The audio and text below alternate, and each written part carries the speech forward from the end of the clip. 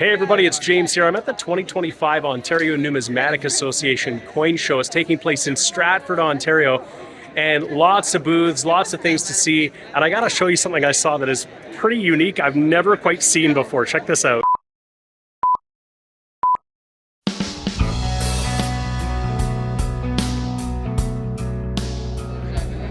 So I'm at one of the booths here and I saw this stack of laminated notes. Somebody has actually laminated their collection. Like, check this out. Here is a 1937 series $1 bill that somebody has laminated in plastic.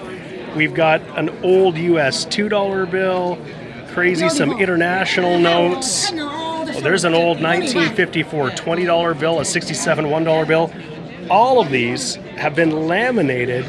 It's just one of the craziest things I have seen. It's going to take all the value away from the notes, of course, but I guess somebody really wanted to preserve their collection in a very different way. Well, it's James here. Thanks so much for watching my channel, Capital Hunter. I'm back from the show, and no, I did not buy those laminated notes. They were very interesting to look at, but not really something I needed to add to my collection. But I did find some stuff here. I wasn't really looking for anything in particular. I was really looking for anything that was interesting, maybe a good deal, particularly like older coins that I don't normally run across. You can see here's a really old one right here that I got. So we'll take a look at what I got. First of all, I guess you'll notice these banknotes. So these are the 1973 series $1 bills. This one here, Crow Buoy, are the signatures, but these are replacement notes. It has an X in the prefix, EAX, and what we have are two consecutive replacement notes. So earlier on in this series, the bills had an asterisk, similar to the US star notes.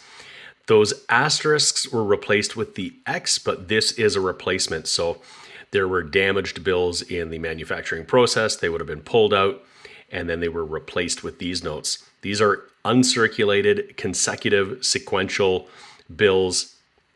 A great addition to my collection. So that was pretty awesome. If you're wondering what I paid, I think I paid $25 for the two of them here. So like $12.50 each. I'll try and remember what I paid for all of these. Might not know exactly. Here are a couple of ICCS certified coins that I picked up. So these are silver quarters. You'll see here the International Coin Certification Service. This is marked $25. I didn't pay $25. In fact, I paid $12 each for these. So the thing to note about that, this here is a 1967, this here is a 1963. So a 1963 silver quarter is worth today about close to $7. This one's in a proof-like 65, so that means this came out of a set. So this wasn't just a normal circulating coin. It would have got an MS grade if it had been. But beautiful, beautiful coin. This is 80% silver. And if you're familiar with grading, the cost of actually getting a coin graded is pretty high. It's in bulk, I think it's about $11 plus HST right now if you want to send it away to get graded. That's not even including postage. At the Waterloo Coin Society, we have a member who is putting together bulk orders. I can regularly put them in. He actually takes them to the Toronto office of ICCS, so you don't actually have to go in. So he takes care of that. But it's still, we pay the bulk price of, I think it's $11 plus tax. So to buy these for $12 is basically like the cost of grading and the coin for free, so to speak, or getting the coin for pretty cheap. But this is a proof-like 65. This one here in 1967, it's a specimen 65. Now, of course, the circulating Bobcats, 1967 Bobcats, they were in either 50% or 80% silver. I suspect that the specimens, that's what the SP stands for, are probably 80% silver, though I'm not really terribly sure, and I'm not terribly concerned about it if it wasn't. This one has some interesting toning, so I don't know if this was maybe an end coin in a roll, or actually it was a specimen, so it was probably in a set. So I'm not sure if the toning came in the mint packaging or while it's been in here. In any case, they were both pretty cheap and cool additions to my collection, and I only have a couple of ICCS certified coins, and they're ones that I found and had certified. Here is something, I think I paid $10 for this, 1792 from France. And you can see it is pretty slick. It's in pretty rough shape. It is, a really old coin. 1792. It's over 230 years old. That is just crazy. I couldn't pass that up. This coin here is the only one that I got that wasn't silver. This one is actually bronze, 1792, and it features Louis XVI on here, King of the French, and the T mint mark means it was minted in Nantes. So here it is on Numista, and if I scroll all the way down, we can actually see the French obviously kept some really great records because they got mintage figures from these coins back in the 1700s. And it looks like there's a couple of varieties of the 1792 T, but basically 1.57 million of these were made, but some of these years were quite a bit lower mintage, but it's just remarkable that these records existed and survived to this day. So we know exactly how many of these coins were minted at each of these mints at any point in time in the late 1700s. That's just crazy. Interestingly, sometimes I can't find mintage figures on modern coins in some places. So that's actually cool to find that kind of information on here. And I got another little bag of things here. I'll dump this out and we'll take a look because there's some oldies and some goodies in here too. So you can hear the sound of silver in there. And we got a small handful of little coins in here that I just found interesting. They were really just sort of loose on a table where you could buy coins for either $5 or $10 or $15, depending on the age and rarity, I suppose. So here's what I got. This is 1953, 2 shillings from the United Kingdom, and it is a proof coin. So it's in an uncirculated, you can see somebody's written proof on there. So that was cool. I don't have any UK proof coins in my collection. Well, I didn't. I do now. So that is really, really cool. And I think I'll just sort of randomly pick these guys up to see what we've got. Look at this, Napoleon III Emperor. It is 50 cents from 1867. I'll throw this one under the scope. We'll get a little bit of a closer look. Empire Français, 50 cent, 1867. That's the year of Canadian Confederation, so this is very old. That looks to be perhaps the Imperial Crown. We'll flip it over and we'll take a look at Napoleon III, Emperor. Very, very cool old coin.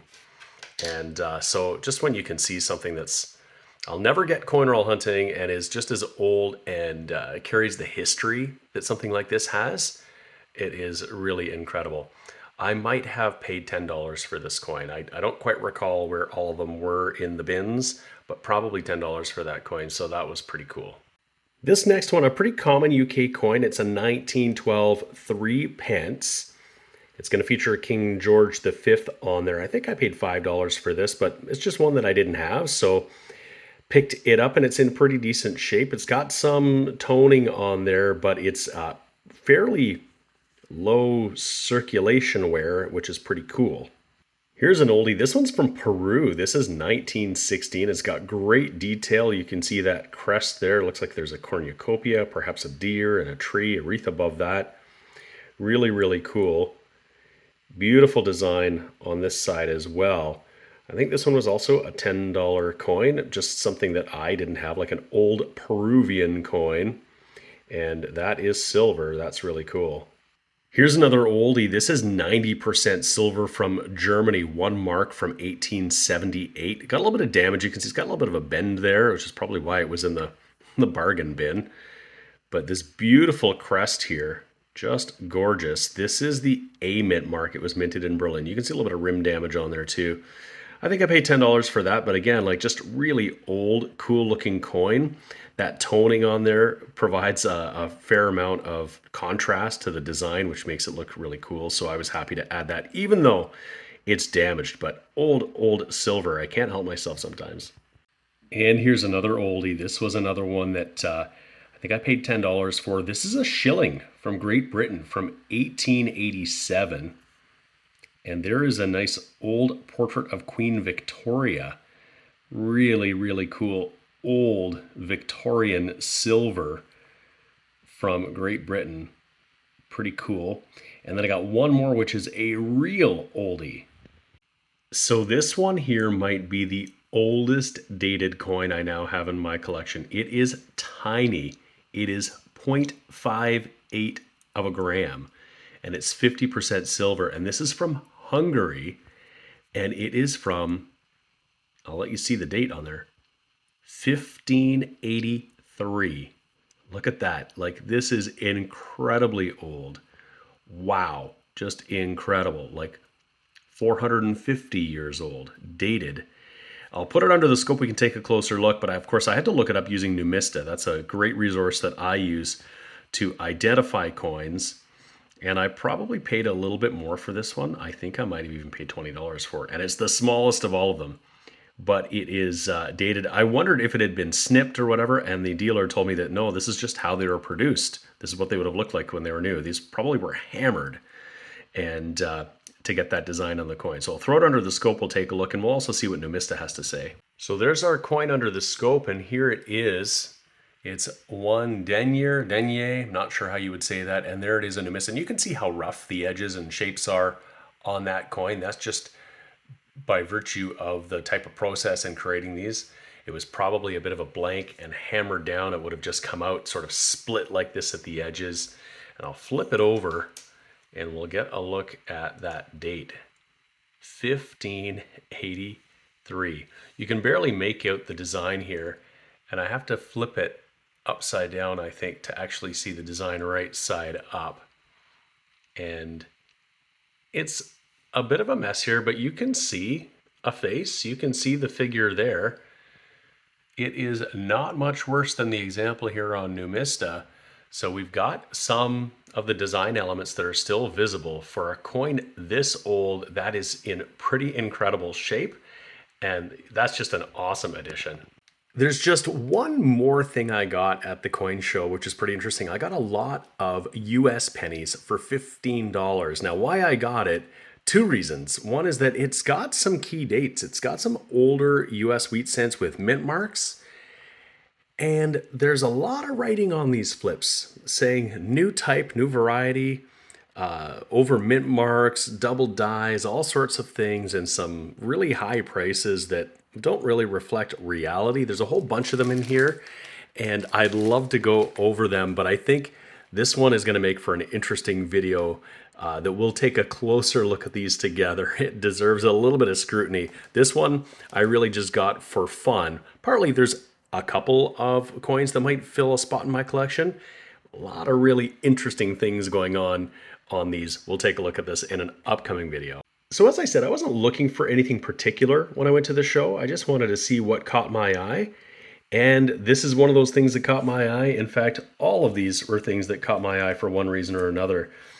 Just great thing about coin shows is that you find things that you just wouldn't normally find for a coin roll hunter for sure. But even if you go to a local coin shop, you might not see this sort of stuff, or it might be somewhere that's not all that accessible. Going to a coin show is great because you can see everything out on the tables, and they'll display things you wouldn't normally see. So this is what I added to my collection. I hope you enjoyed a little bit of a peek at what I found at the Ontario Numismatic Association coin show. It was held in Stratford on May the 10th. That was the date of the show. This video will come out sometime after that. But I love going to coin shows like that and seeing what sort of deals, what sort of interesting things I can find. Even the things that aren't all that accessible, you can usually see some really high-end and valuable and expensive things, and even get your hands on it and really look at it closely that you might not otherwise be able to see. I hope you enjoyed this little look at the things I picked up. Thank you so much for watching this video. I always appreciate you watching. And of course, hit the like button. And if you've gotten this far and you haven't already subscribed to my channel, Cat Roll Hunter, hit that button and subscribe. I'd really appreciate it. Thank you so much for watching. We'll see you again next time. The sponsors of today's video are Lighthouse Canada and the Charlton Press. Lighthouse Canada is the leading supplier of high-quality numismatic supplies in Canada, and the Charlton Press is the leading publisher of coin and paper money catalogs and price guides for Canadian collectors. Go check out their online stores today and use the exclusive discount code CRH20 for 20% off all your purchases.